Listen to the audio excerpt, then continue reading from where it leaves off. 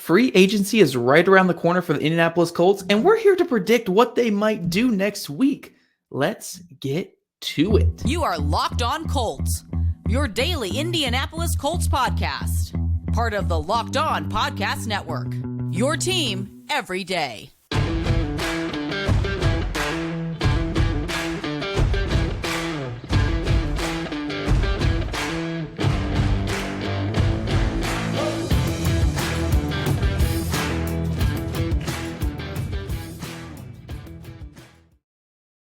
Thank you all for tuning in and making us your first listen of the day. This is your daily podcast covering your Indianapolis Colts, part of the Locked On Podcast Network, your team every day. This episode is brought to you by FanDuel Sportsbook, official sportsbook of the NFL. Make every moment more. Visit FanDuel.com/lockedon today to get started.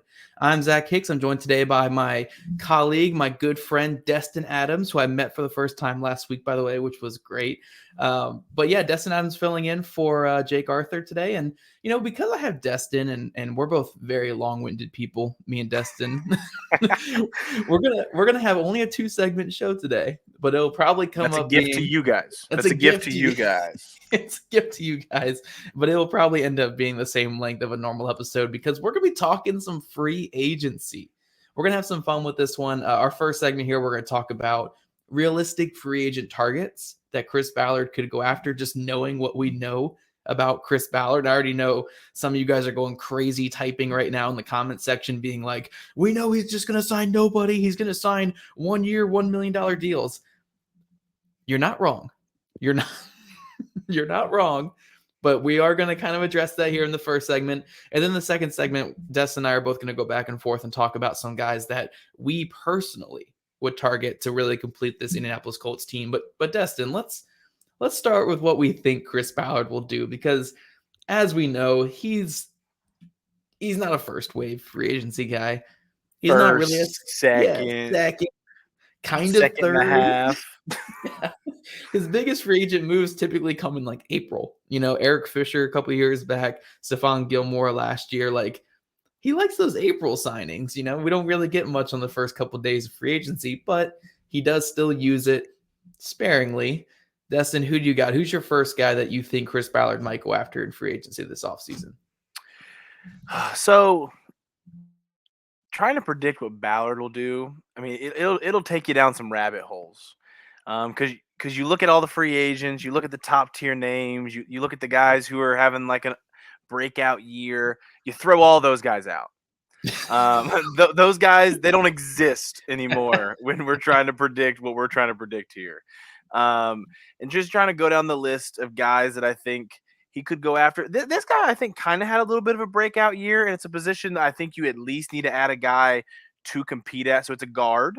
I'm going to go Ben Powers from Baltimore. Ben Powers didn't have a full season starting. He did come in and spot play, but I think he excelled in offense in Baltimore that is run heavy, and I know people are going to hate that part of it. But Powers, I think, showed that in the run game. I think he showed his ability to win in that way. And I think he's a guy you can add that would be solid veteran competition for Will Fries and possibly a rookie if they go that route. And I just think that type of lineman who's never been a full-time starter, coming off a year where he had some start play this year, like I think Ben Powers sounds like an offensive line veteran move that Ballard would go. I like it. I'm actually really curious what Ben Powers' market's going to look like this offseason. Like, does he get like the Mark Lewinsky deal of years ago where he got $6 million a year? Or is it something lower, like 4 to 5, like, or maybe even 3? You know, who knows? I think that's a really interesting one right there. I did throw on one somewhat biggish name here, and it's at the one position Ballard does like to spend on in free agency. As we've seen, he will spend for corners. He will definitely spend for cornerbacks. We had Xavier Rhodes twice that he signed to moderate deals. Brandon Faison last year to a moderate deal, which, you know, I know you guys don't want to be reminded of that one. And then Stephon Gilmore, obviously last year. You know, Chris Ballard will spend for cornerback. So I have a corner that he has been interested in the past, and that's Shaquille Griffin from the Jacksonville Jaguars, recently released by the team. Definitely did not play his best football the last 2 seasons there in Jacksonville. 11 pass breakups and 19 games played. no interceptions over those 2 years. It was a weird fit for him. He's more of that cover 3 type of corner. So I think this is a good target for the Colts. And I think Chris Ballard's going to see this as well, where you get him back into what he's used to playing with Gus Bradley's type of scheme. This is also a guy where, Ballard likes to take chances on these kind of like corners like this, like the second chance corners. Xavier Rhodes obviously is the biggest example, but Stephon Gilmore was also that last year, that kind of second chance corner to kind of get back to their peak play. So if Chris Ballard's going to spend big anywhere, I think it'll be corner like it always is. And Shaquille Griffin, I know for a fact, is a guy they've been interested in the past. So it wouldn't shock me whatsoever if he's a target in free agency. Yeah. So my second guy's a corner as well. I went a little bit of a lower name, but I like this guy. I went Cameron Sutton from Pittsburgh. So I like Cameron Sutton's game. I think in Pittsburgh, he kind of got Pittsburgh, for those listening that didn't know, not a lot of corner depth, not a lot of solid corner starters. Pretty much just a corner wasteland in Pittsburgh. And I think Cameron Sutton, who would be better playing in that slot nickel role, and he had flourished in it even at times, was really forced to be on the outside because they really just didn't have anyone else to start out there. Yep. So Sutton was kind of forced to be out there. I think we could see the starting nickel on this Colts team elsewhere after this season in Kenny Moore. I could see him moving elsewhere via trade in some light. So I think a guy like Cameron Sutton can come in. I think he would be better in the nickel / slot. I think that's kind of what the role he's going to look to go play elsewhere. And I think Cameron Sutton's market will be around what Ballard usually spends.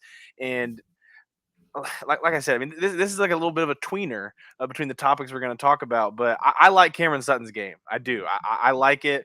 And I think if you can throw him in the nickel where he's going to be more comfortable, I think he would excel. And I think he may be an upgrade from what we saw last year. Yep, extremely physical corner. I love the way that he plays at the nickel position. And honestly, if you were to put just a ranking of the top nickels in the game, I would honestly have him in the top 5, maybe the top 3. Like he's a really, really good player. I really like Cameron Sutton. My next guy here is a position where Chris Ballard has, again, he's kind of spent at this position, but not like a ton. This is defensive end I'm talking about, where he's spent for Al-Qadim Muhammad in free agency. Taekwon Lewis, he's brought back a couple times. He's spent on, back in the day, Danico Autry, if you count him as a defensive end, Justin Houston. So Chris Ballard has spent at defensive end, but we do typically see him spend kind of lower, mid to lower type free agents. So I'm going with F.A. Obada is his name. F.A. Obada. I really hope. How many times did you say that in the mirror before we got on today? I tried, man. I'm just terrible at this. But if you guys are familiar with who I'm talking about, he was the Washington Commanders defensive end this past season. He's also spent time in Buffalo and Carolina before that. Every time he goes somewhere, he just turns out a very solid season. This past year in Washington, as that depth player, 4 sacks, 8 QB hits, 4 tackles for a loss. This is just the kind of player the Colts need. He's not going to push Dayo Odangbo and Kwity Paye to be a starter, but he's going to be a guy who can play behind them and give you good production. And again, the Colts have had guys like that in the past. Al-Qadim Muhammad was like that. Taekwon Lewis, obviously, early in his career was kind of like that. And then last year, was it Odenigbo, I think? Yeah, Odenigbo was a lot like that as well. Just a 4 to 5 sack guy coming off the bench who gets a couple QB hits and some good pressures. I think the Colts need that, and I think this is the type of guy that Chris Ballard will go after. So this one I'm going to get a little bit of a heat from. I think I'll get some from Zach too. This is a little bit smaller than Ballard would probably usually go at receiver, but I think he's a guy who had a few week stretch last year where he really showed the ability of run after catch. I think he really showed his ability to play in the slot, and he played for a team where they just don't throw to receivers because there really aren't much receivers in New York. So I'm going to go with Richie James from the Giants. Richie James is 5'9", 5'10". So like I said, he's a little smaller than what Ballard's going to normally go for. But there is no depth at slot on this team. None. And I mean, honestly, if we're not putting Paris Campbell in the equation, because he's a free agent as well, we don't really have a slot on the roster. I mean, or unless we're talking about Kiki QT, DeMichael Harris, when he's on the practice squad here and there. Yeah. Like we don't have a slot that we can really use. And Richie James had about for any of those fantasy football players that are listening, Richie James had like a 4 or 5 week stretch where he was in your lineup and he was your favorite waiver pickup, and then just fell off the cliff again. Yeah. Yeah. And I mean, but that was the Giants receiving core. I mean, it was just they would all have little stretches and then they would do nothing. And I think Richie James just has a little bit of that explosion out of the slot area that I could see Ballard looking at as a cheap option coming out of that New York offense. And I think he would be able to do more here. I think some people listening are like, why didn't you go for Darius Slayton? I personally doubt everything I'm reading sound like Darius Slayton's going to be back in New York. So I really tried to go a guy that I think is going to definitely hit the market and should be really cheap. Yeah. I was about to say my thoughts on Richie James, but I have a feeling I'll get to those here in a few minutes. But let's go. My next guy here, I think, is the most Chris Ballard signing of this entire free agency class. Like, I have circled this guy's name multiple times because I'm like, this is 100% what Chris Ballard will do. And just for some background here, Chris Ballard has signed, I think, 9 offensive line free agents or outside free agents in his tenure with the Colts. And if you don't count Eric Fisher, because he was past March, I'm talking like the first couple waves of free agency. If you don't count Eric Fisher, the total contracts come out to like $11 million or like $10 million for 9 guys. Like, he averages barely over $1 million per guy on contract. He loves to just throw minimum contracts at offensive line guys and hoping that they work out. Sometimes you get a Chris Reed. Sometimes you get a Julian Davenport and a Sam Tevy, those type of guys. And I found my next Julian Davenport and Sam Tevy. It's Trey Pipkins from the Chargers. 100% 1 year, $1.127 million contract to Trey Pipkins to be a depth tackle in offseason and potentially win a spot because that's just what happens. Yeah, Trey Pipkins, he overlapped with Shane Steichen with the Chargers, overlapped with Gus Bradley with the Chargers as well. And again, that's just what Ballard does at offensive line. Like, it just feels so Chris Ballard with offensive line, even though I don't even have positive stats to say Trey Pipkins is a bad player. Like, he's not good at all. He can't survive a bull rush or anything like that. Like, it's really bad. But that just seems like the type of contract Chris Ballard would give out. The 1 year, $1.127 million deal to Trey Pipkins, a guy with experience and a guy who will come here cheap. I just think that's the deal I feel most comfortable predicting. And that's off of no inside sources or anything right there. Elite name. Maybe not an elite football player, but I mean, Pipkins on the back of a jersey, that sounds like fun. That's true. That's true.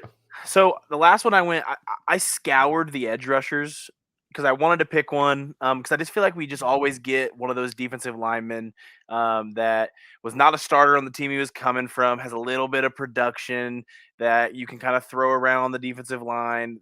It just seems like something Ballard does a lot.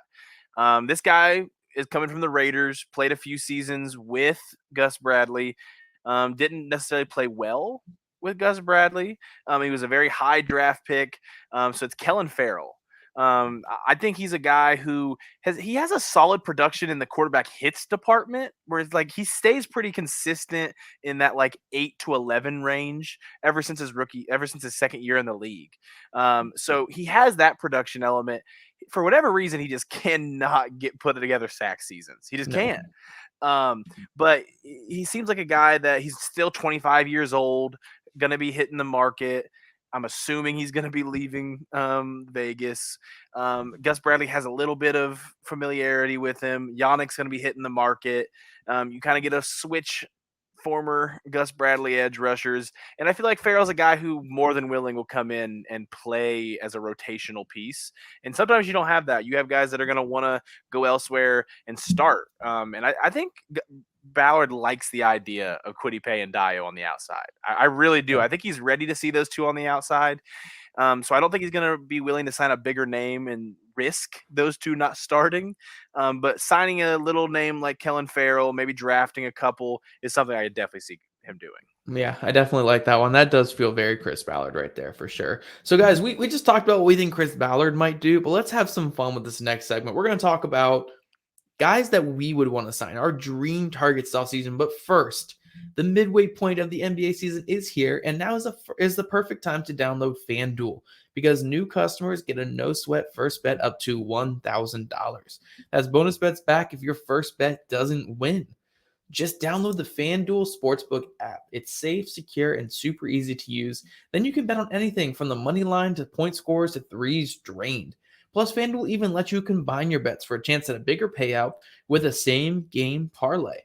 So don't miss the chance to get your no-sweat first bet up to $1,000 in bonus bets when you go to FanDuel.com/locked-on.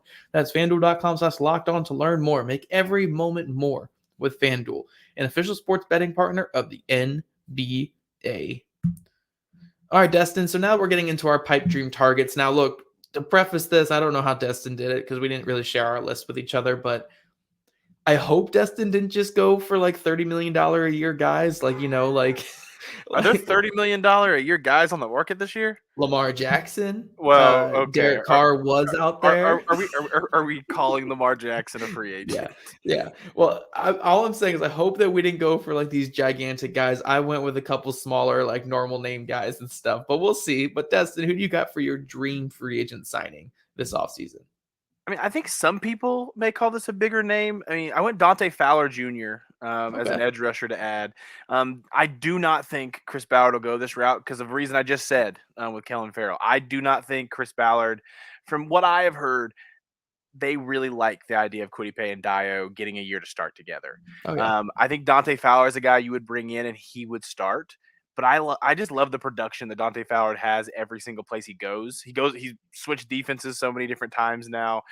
He's been in Atlanta. He's been with the Rams. He was just with Dallas this past year.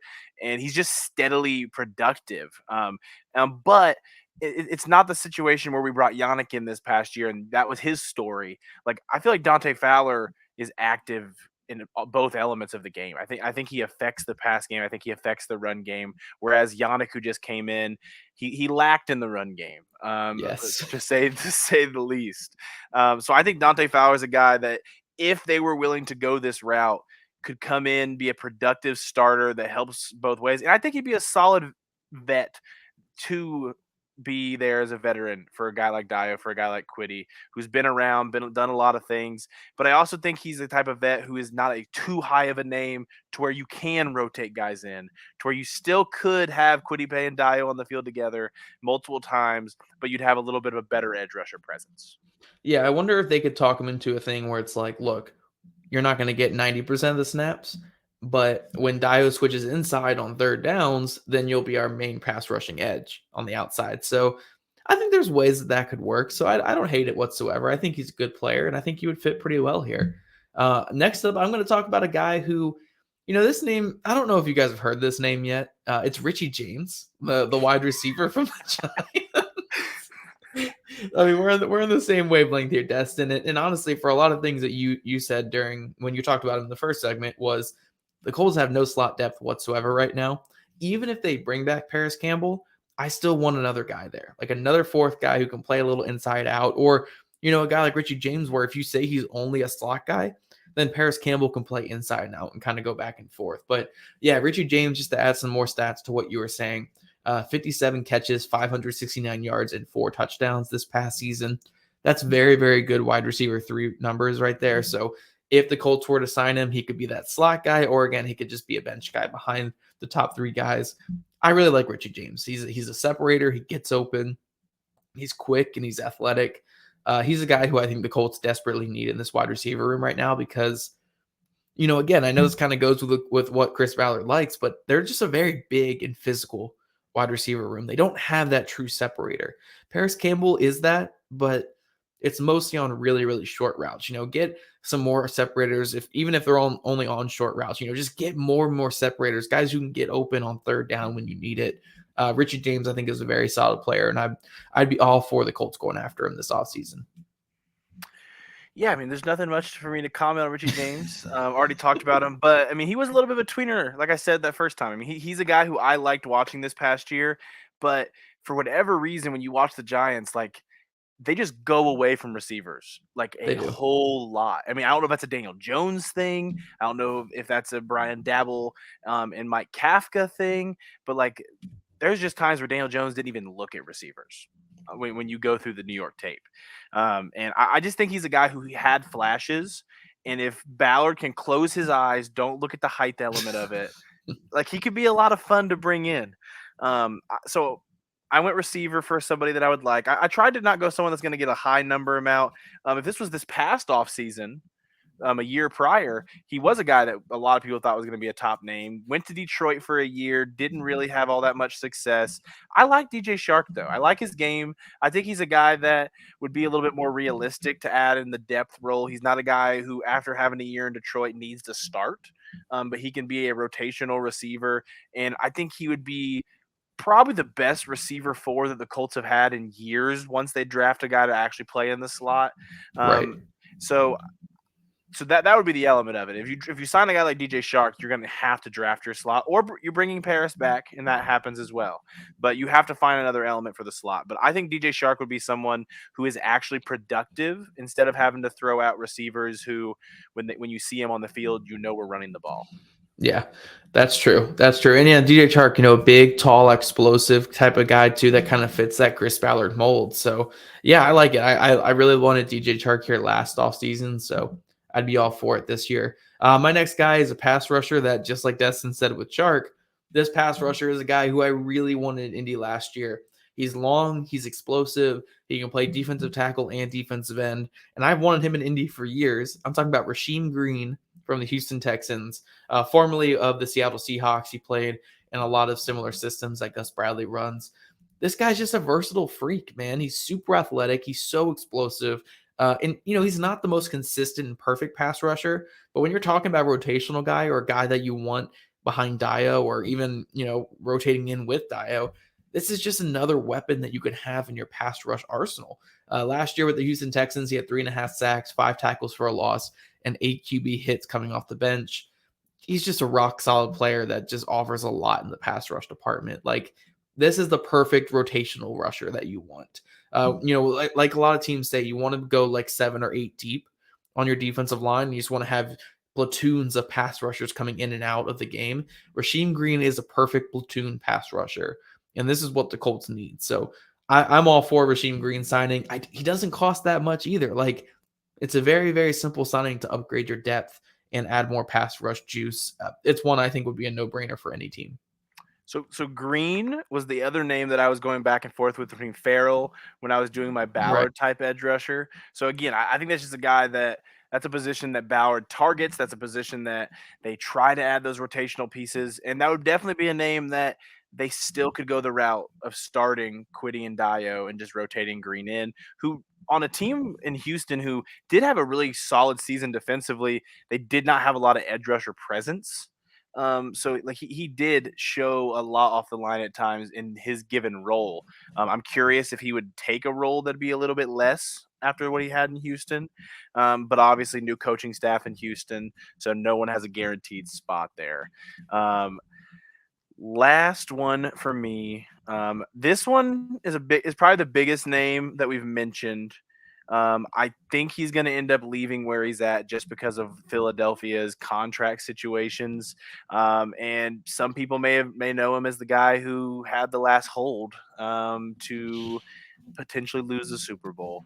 I like James Bradberry a lot. I really wanted him last year after the release. I think he's a guy that you would be able to sign, put on the outside with Stephon Gilmore for these last couple of years. And then you're able to then let Isaiah Rodgers kind of move inside if you wanted to be able to let him play on the inside where probably his size fits him better, even though he's been a significantly better outside corner than I think anyone would have realized when Ballard drafted him, being an undersized guy, probably someone who was drafted mainly to be a returner even. I think James Bradberry had a really solid season in Philadelphia. The reason I'm going to title this is something that I will want, but it's not going to happen. James Bradberry spent a lot of his career on teams that weren't winning. Then he goes to Philadelphia, gets to go to the Super Bowl and loses. He is not then going to turn around and sign with the Indianapolis Colts after what just happened. I think he will probably find a spot with a winning roster. But Bradbury's a guy that I've liked for a long time, so I had to say his name. Oh yeah, and I think he's going to get paid quite a bit on the first couple days of free agency. So yeah, I'm with you. I don't think he's going to end up in Indy, but a really, really good player. Really, really good player. I'm going to talk about a guy here for my last one that almost certainly is not going to end up in Indy, but I need it. I need it to happen. I need it to happen. We're talking about the one and the only Rock Ya-Sin. I knew Rock it. Ya-Sin. I left him off my list for this exact reason. I mean, I just love Rock Ya-Sin so much, man. It hurts thinking about that trade because you had an ascending young player. And I understand the trade. You know, you're trying to get pass rush help and you're moving on from a guy that you're not going to pay. Like Indy was not going to pay him. And the reason why is he just doesn't create turnovers. He's a great defender, does a lot of good things for your team, but he just does not create turnovers, and the Colts value that too much. So he's not going to come back to Indy, but he's such a good corner. He's an ascending young corner. He's going to get paid upwards of $10 million a year in free agency, and he deserves it for sure. Really, really solid player. Like I really, really love his game, and it still hurts me that he got traded for, you know, again, Yannick Ngakoue was fine-ish last year. He was fine. But, like, man, I know it would be a great boost to the locker room if the Colts were to bring him back because you cannot find a player on this team who did not like Rock Ya-Sin. I mean, and he's the guy that all young players like to look at because, again, this is a guy where his first year was atrocious. It was terrible. And then he had moments here and there where it was just awful and just terrible play. And then by the time he had, you know, his last year in Indy, he was a great young corner. And then obviously when they sent him out to the Raiders, he only played 9 games this past year. But again, a really solid young corner. Like there's a lot to like about Rock Ya-Sin, and I miss him. I miss him a lot. So I know you guys in the comments are not gonna agree with this, but I love Rock Ya-Sin, man. Yeah, I mean, Chris Ballard loved Rock. I think that was the most shocking part of it. Like, I was driving when I got the notification, and I literally pulled over to the side of the road because I was just like, "Has Chris Ballard died? Did I miss that notification?" And now I'm seeing that Rock Ya-Sin has been traded. And I don't know if anybody remembers it, but like the first report that came out was like Yannick has been traded to the Colts. And then it's like we had to wait like 10, 15 minutes for there to even be a list of like what that package was. So they went to see it was Rock Ya-Sin. I mean, Chris Ballard, when he got the chance to talk in any media availability, you would not get out of there without hearing Rock Ya-Sin's name 5 times. I mean, ever since then, I mean, the guy he talks the most about is DeForest Buckner. So, I mean, watch out this offseason for DeForest Buckner getting traded. But, I mean, Chris Ballard loved Rock Ya-Sin. Rock Ya-Sin is a guy who he's a great covered corner. Like you said, he doesn't produce a lot in that turnover category, but he's a guy where you can put him on most receivers and you can just take them out of the game. And that's an element of corner that's underappreciated. It's similar to how edge rushers who have hurries and quarterback hits, and they're just they're so consistent with that notion, but they don't have the league in sacks. They're not going to get that same contract. They're not going to get that same love across the league. When you're a corner that takes a guy out of the game, but you don't produce turnovers, they just don't look at you the same way.